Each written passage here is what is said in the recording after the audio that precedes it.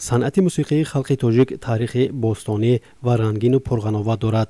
لازم به یادآوری است که برای حفظ و مورد توجه خاصه قرار دادن میراث فرهنگی غیرمادی از جانب یونسکو کنونسیا سال 2003 قبول شده است. هدف اساسی آن نگهداشت، احترام، جلب توجه مردم و همکاری بین المللی برای مساعدت در سمت حفظ این میراث بوده. سمت‌های آن مقرر گردیده است. اینها ایجادات دهانیکی خلق، صنعت اجرا کنندگی، عنعنه‌ها و هنرهای مردمی میباشند. در این میان موسیقی مردمی همچون فولکلور موسیقی ایجادات خلق بوده، اساساً در نمود شفاهی از نسل به نسل میآید و موسیقی سنتی تاجیک در خود هم موسیقی اتنوگرافی و هم ژانرهای گوناگون موسیقی کسبی از قبیل شش مقام و فلک را فرا میگیرد که تاریخ خیلی قدیمی دارند. صنعت موسیقی مردمی فلک همچون میراثی عمومی جهانی فرهنگی پذیرفته شد.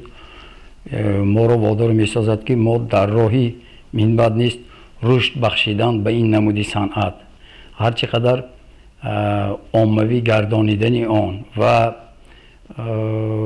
برای نسل آینده ساز، بخصوص برای نورسان و خوانندگان، یعنی که آموزانیدن این نمودی صنعت بیشتر البته کوشش به خرج دهیم. و حالا در شهر باستانی خوجند که امروز یک مکتب موسیقی به نام بای محمد نیازوف، مکتب صنعتی به نام لایق شیرعلی رقم 1، مکتب صنعتی رقم 3 به نام نریمان کریموف و مکتب صنعتی رقم 4 بچگانه فعالیت دارند و علاقه در شعبه های آن بعد از آن که در بالا ذکر نمودم آن همان طبق فرمان جناب عالی برای به همه خوانندگان آموزانیدن هنری فلکسرایی، یعنی که نواختنی سازی موسیقی دوتار، دنبره، سازی موسیقی ضربی، تبلک و در هموازی استفاده بردن آنها در وقت سرود سرایی بسیار کارهای نظر است به انجام رسانده شد.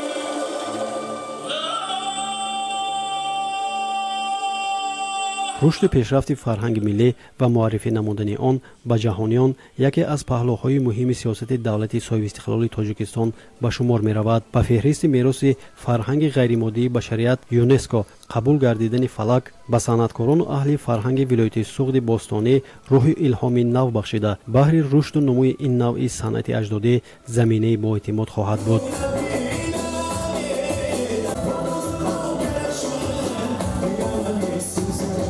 ما اهلی انسامبل فولکلور اتنوگرافی فلک ولایت سوغد از این رویداد فرهنگی نیروی تازه گرفتیم و برای باز هم تکمیل و پیشرفت این صنعت بی‌بهای مردم تاجیک فلک و معرفی فرهنگی ملی در جهان باز هم خدمت میکنیم. رسما قبول گردیدن فلک به فهرست میراثی غیرمادی یونسکو به کل هموطنان مبارکباد میگویم.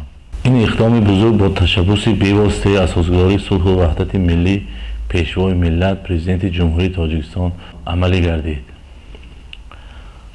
ما کوشش میکنیم که به این مؤسسه تمام هنرمندان بهترین شهر ناحیه را به کار دعوت کنیم. باز فرهنگی نیروی تازه گرفته برای مردم تاجیک زبان خدمت نماییم. ما کوشش میکنیم که این انسامبل مؤسسه دولتی انسامبل فولکلور اتنوگرافی فلک ولایت سوغد رو به تمام جهانیان پیشنهاد کنیم.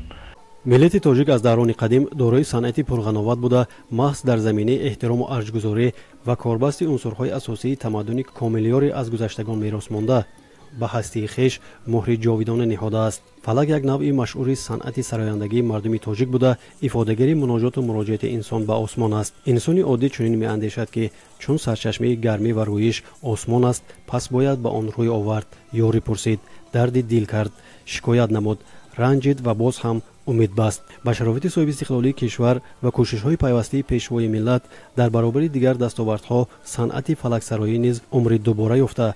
امروز بهر رشد آن تدبیرهای نظررس روی دست گرفته شده است. سال 2008 در ولایت سوغد مؤسسه دولتی انسامبل فولکلور اتنوگرافی فلک ولایت سوغد таъсис дода шуда санъаткорони ансамбли мазкур طول 13 سال فعالیت در چوربینی‌های ولایتی جمهوریوی فعالانه شرکت می‌ورزند و جهت رشد صنعت فلک‌سرایی نازکی‌های این هنر اجدادی را به شاگردان می‌آموزانند.